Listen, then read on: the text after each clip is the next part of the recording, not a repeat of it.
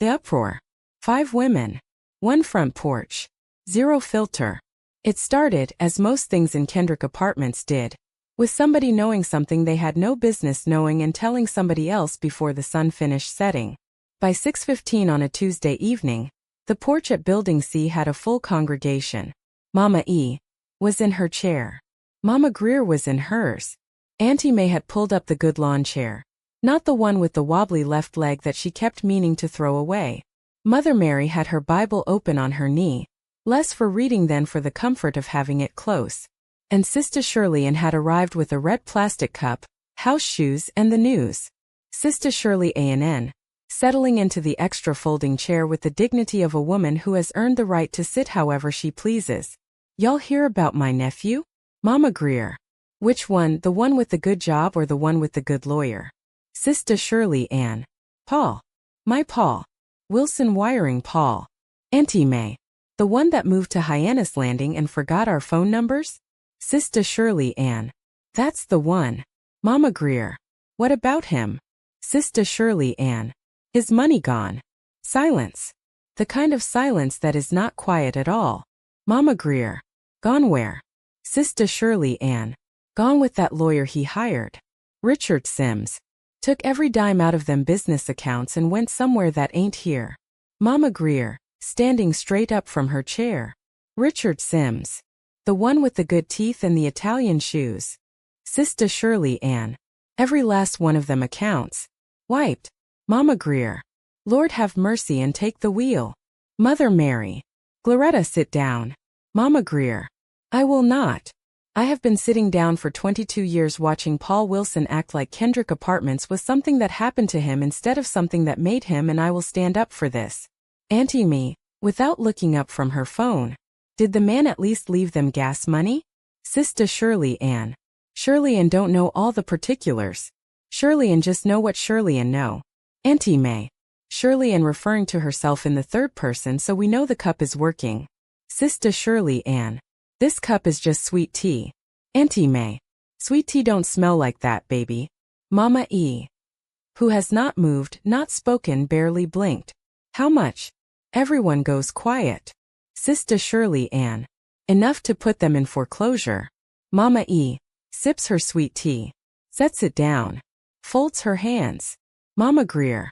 Foreclosure. On that split level in Hyannis Landing.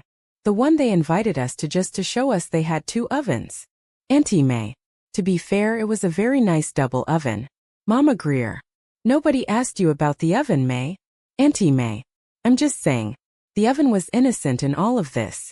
Mother Mary, very deliberately turning a page in her Bible, though she is not reading it.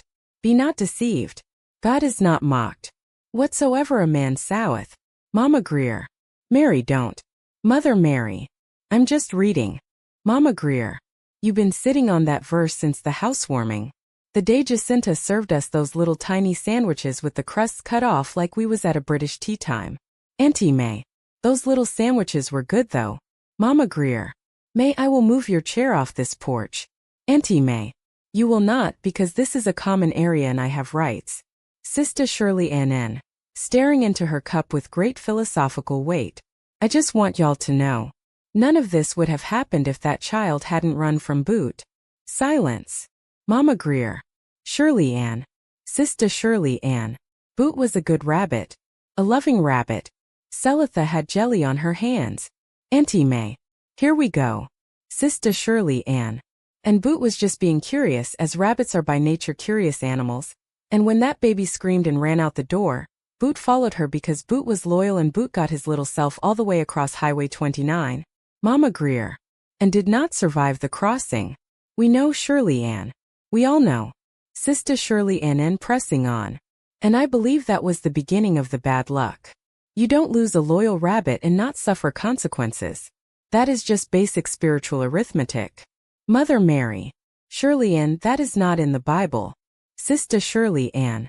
A lot of things are not in the Bible that are still true, Mary. Mother Mary, opening her mouth. Closing her mouth. Auntie May. She got you, Mary. She got you with a whole cup of brown in her system, and she still got you. Mama Greer, pacing now, because Mama Greer cannot process large feelings while seated. So let me make sure I understand what I am hearing. Paul Wilson, who grew up in 4C, who I personally fed on 3 separate occasions when Shirley Ann forgot to buy groceries. Sister Shirley Ann. I did not forget. I was on a budget. Mama Greer. Who I watched marry that girl Jacinta when she was 6 months gone and nobody thought they'd last. Auntie May. I thought they'd last. Mama Greer. Nobody whose opinion mattered. Auntie May. Rude. Mama Greer. Who built that business from nothing, got a big house, 2 fancy cars, hired his friends, gave his kids everything. Handed all of it to a man with good teeth and Italian shoes and a name that sounds like a country club membership. Sister Shirley Ann. Richard Sims. Mama Greer. And now they are facing foreclosure and coming back here? Sister Shirley Ann. That's the word. Mama Greer sits down. Stands back up. Sits down again. Mama Greer. Lord. Jesus. Christ. Mother Mary. Now you want to pray. Mama Greer. Mary, I will put you out with the oven. Mama E. Quietly, setting her tea glass down with a soft, final click. They'll be all right. Everyone looks at her. Auntie May. Mama E. Did you just say they'll be all right? The man is losing his house. His wife is at a birthday lunch right now not knowing her whole life is about to turn over. Their daughter thinks the projects is just the place a rabbit bit her toe. Sister Shirley Ann. Boot. Auntie May.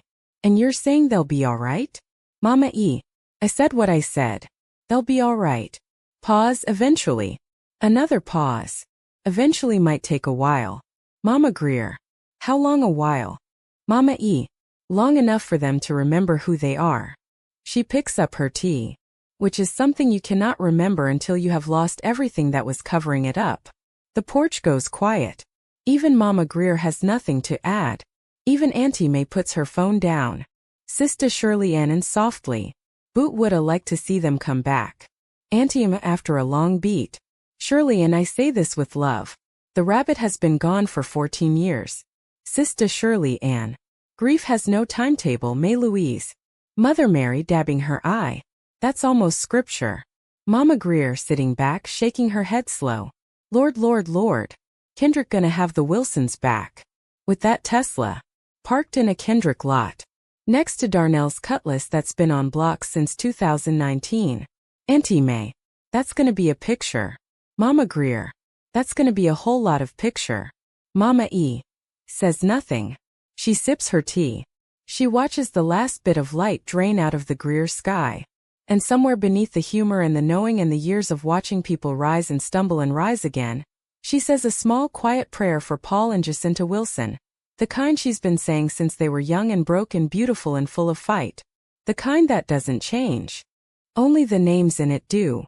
Copyright Kennedy Brown EmmaParaLeeInc. Incorporated Marie 68 Publishing. Where the streets tell their own truth. Paul Wilson. It's gonna get worse. Before it gets better. It has been 2 weeks since I heard from my business lawyer, Richard Sims. I don't know what's up with him, but a few of my company accounts numbers were not adding up, and he is the only one who can straighten this mess out.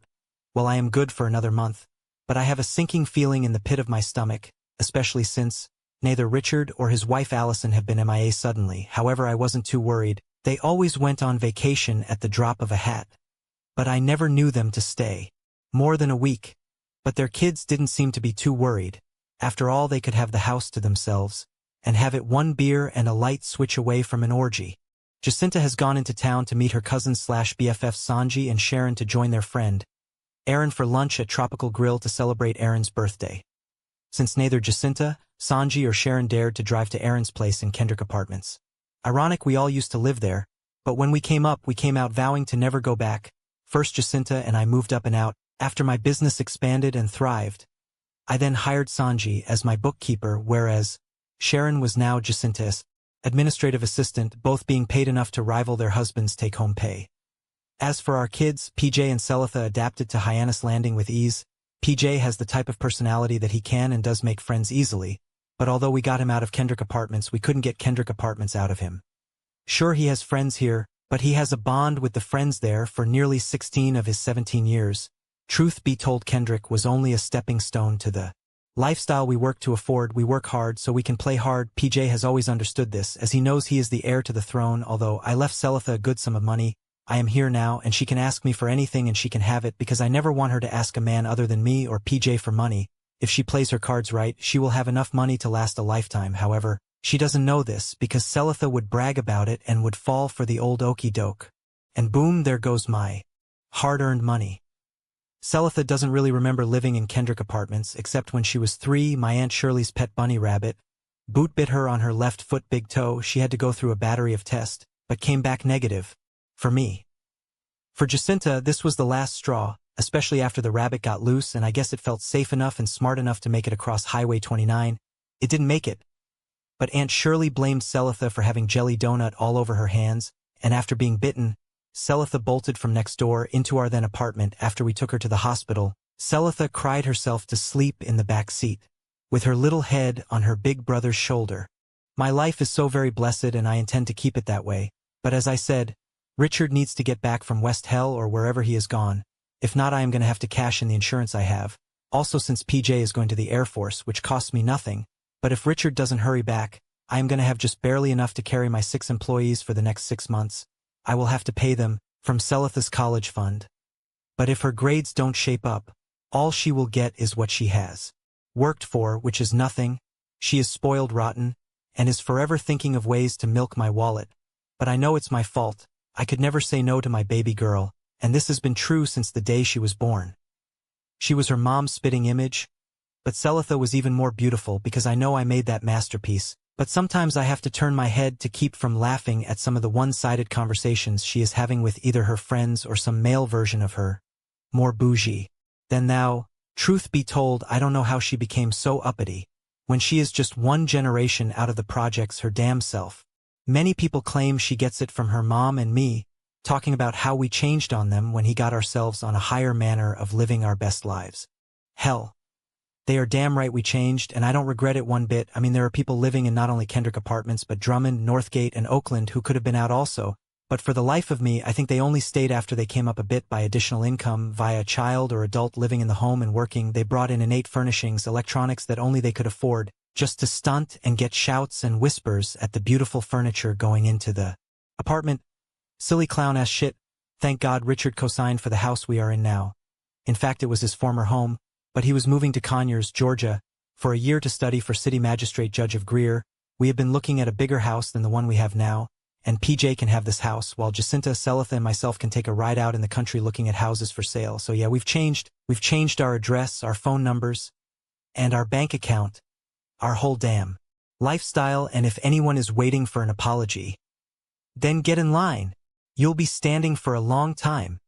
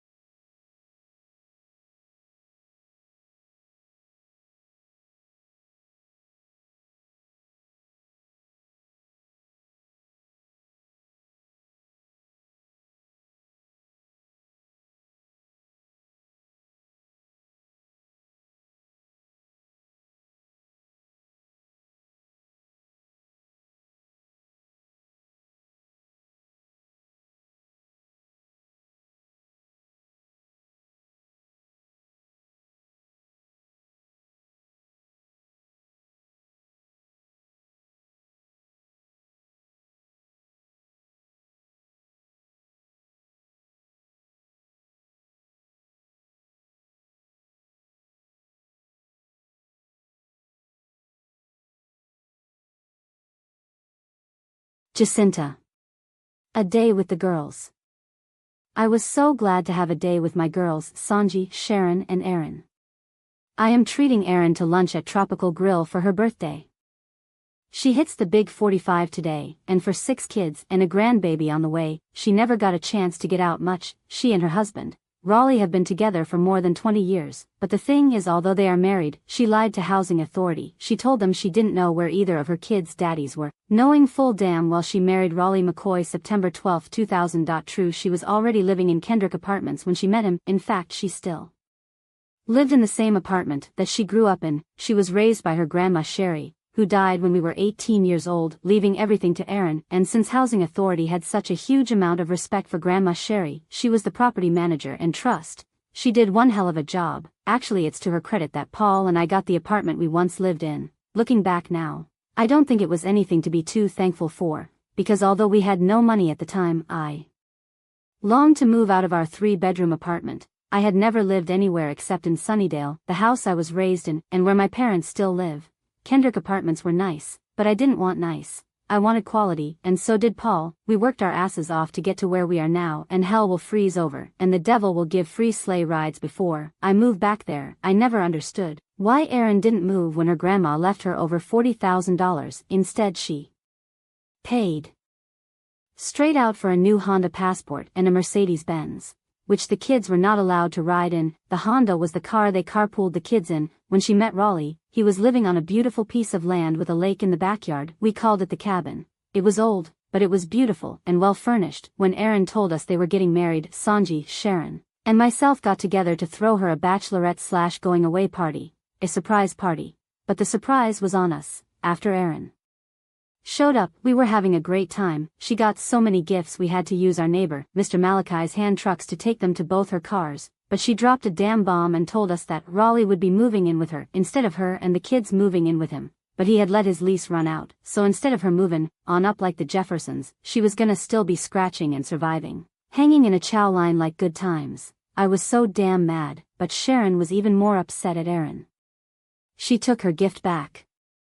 I was low-key jealous that she had a chance to get her ass out of here, but instead, she decided to stunt on the neighbors, and many were envious of the new furniture and appliances she had put into her apartment. But the shit was funny to me, because I saw a rent-a-center deliver that load, and I also knew that she would soon be out of money, until the first of the month, when her check would kick in. I mean, she kept her bills paid, and both she and Raleigh kept their kids clean and mannerable. Her oldest son, Seiko, joined the army, got married, had a child, and decided other than visiting his parents and siblings, to hell with Kendrick Apartments, and Greer, South Carolina for that matter. He moved his family to Rock Hill, and I don't blame him one, but at least he invites them to stay the week or weekend with him and his family. Of course his siblings jumps on the invitation each time, and always came back bragging about the fun they had. However, Erin and Raleigh have only gone once, and that was to pick up their oldest daughter, Teresa. Erin resents the fact Seiko got married and moved away after he got out of the army, but he decided to make a career of it, and Erin blames Seiko's wife Kelly for the decision. But I know that boy wanted to get out of the cramped apartment and of having to hide daddy's belongings every inspection day. Erin just hated the fact since Seiko graduated, her check would be cut down. My opinion is Erin and Raleigh both enjoyed eating off the government biscuit. Assistance with electric bill, rent and water bill, while she has an able-bodied man who claims to now be on disability, so he gets a check too. Of course it's mailed to another address. I must say, for some lazy asses, Erin and Raleigh knew how to work the system like a 9-to-5 job. And that was them, not my monkey, not my circus. They were content to be ghetto fabulous in Kendrick. I wasn't cut out like that. I knew I was destined for a better way of living, and I vowed that if any of my homegirls showed even half my initiative and goals, and I know that it would be when I made it and not if, then I would do all I could to help them, and I did just that.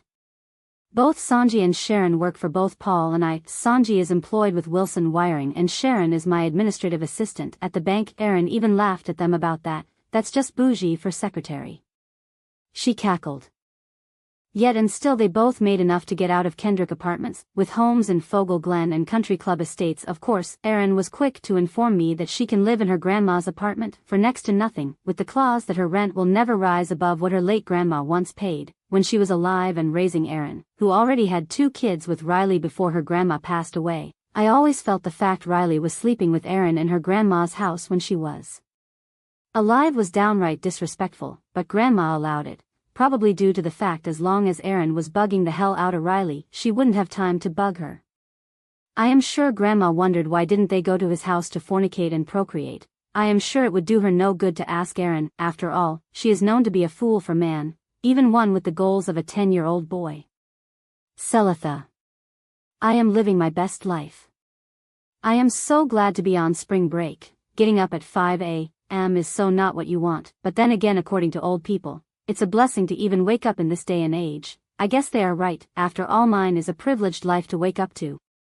I have finally finding my own place in the world, and I am blessed with wealthy parents and an overprotective older brother, PJ. However, unlike most young, beautiful, privileged black girls, I detest a bad boy. In fact, the only thing worse than a bad boy is a bad boy from the projects. I am not a fan.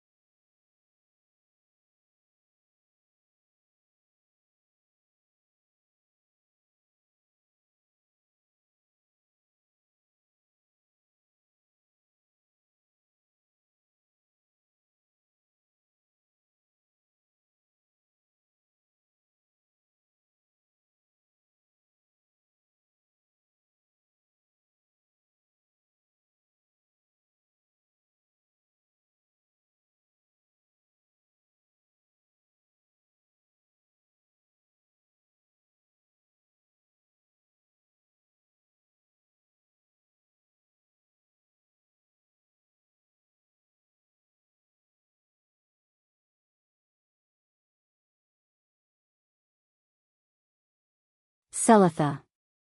I am living my best life. I am so glad to be on spring break. Getting up at 5 a.m. is so not what you want, but then again, according to old people, it's a blessing to even wake up in this day and age. I guess they are right. After all, mine is a privileged life to wake up to.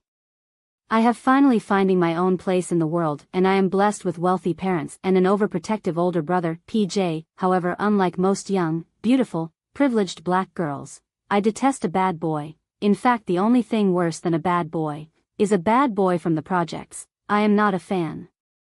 I know I once lived in the projects myself, but as I also mentioned, I live a life of privilege and I plan to keep it that way. I do have 3 cousins I am right with, Lorla, Tippy and Tyj. They still live in Kendrick, but up until last year, the 3 of them spending the weekend at my house began to dwindle. Tyj had begun working for my daddy, whereas we still saw each other. He was often busy doing electrical work for the company. Lorla had left for her freshman year at Benedict University in Columbia, however, Tippy and I had one more year of high school. Although we attend different schools, I pick her up each Friday after my last class.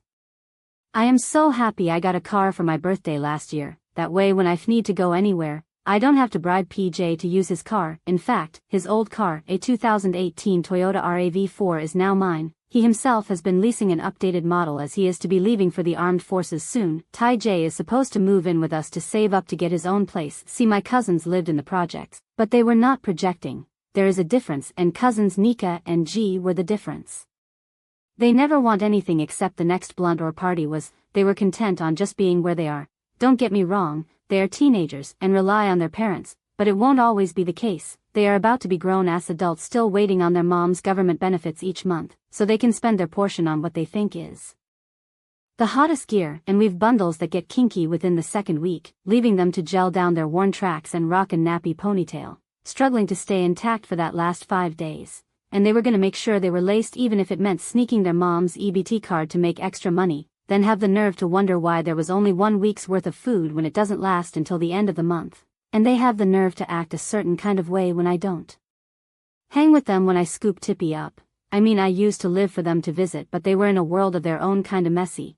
They were at my house for a barbecue last year and straight clashed with everyone else because Nika held up the food line making enough to-go plates to feed a small army. Weird thing is, Tippy didn't find anything wrong with the whole scenario, because although I wasn't surprised due to seeing them from time to time, as Tippy has around-the-way girl next-door neighbor sightings every day.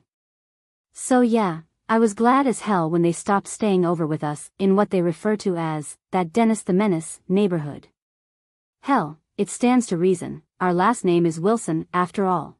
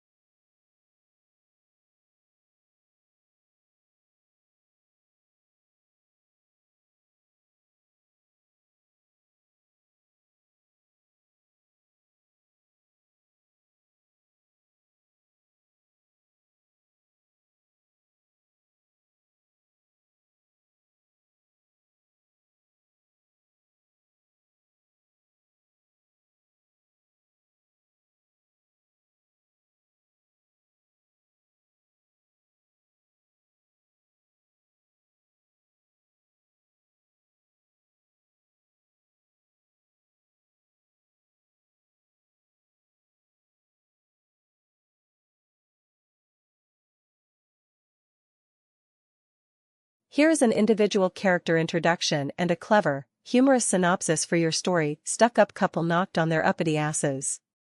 Character introductions. Paul Wilson.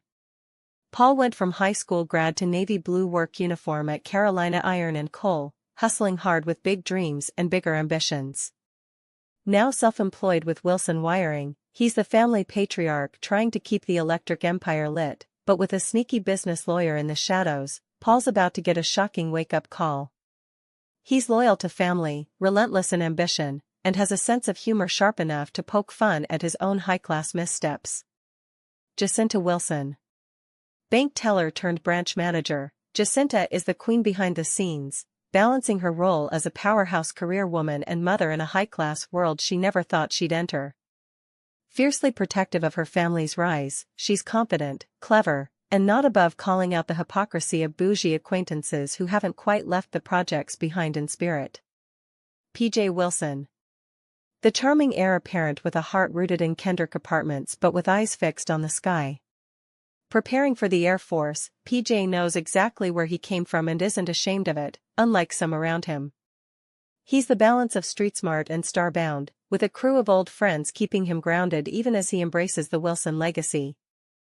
Celitha Wilson. The youngest and arguably the cheekiest Wilson, Celitha loves the perks of privilege but can't stand the bad boy types who claim project cred but lack ambition. She's living her best life with a luxury lifestyle and a biting wit, determined to stay far from the drama and low standards of the past. Aaron, Jacinta's friend. The quintessential ghetto fabulous queen, content with the government's assistance and pricey rides but resistant to upward mobility. Aaron's a hurler of shade and laughter, perfectly content with her status and making sure everyone knows it, even if her life is a bit of a contradiction. Clever humorous synopsis. Paul and Jacinta Wilson thought leaving Kendrick Apartments behind meant upgrading their lives without the drama. They swapped their beat-up rides for a Lexus and Tesla, traded block parties for country club cocktails, and booted their old friends to join the high-maintenance set at Hyannis Landing. But when their pricey lawyer pal Richard decides to play fast and loose with their finances, the Wilson fortune takes a nosedive faster than their uppity attitudes. Now, faced with foreclosure and bankruptcy, the Wilsons get a harsh lesson in humility, and a reminder that you can take the couple out of the projects, but you can't always take the projects out of the couple. Hilarity ensues as they navigate the fallout, their fancy friends, and a stubborn refusal to admit they might just have been a little too bougie for their own good. This laugh-out-loud tale of ambition, pride, and the price of keeping up appearances proves that sometimes the higher you rise, the farther you have to fall, straight back into the arms of old hood friends and reality checks.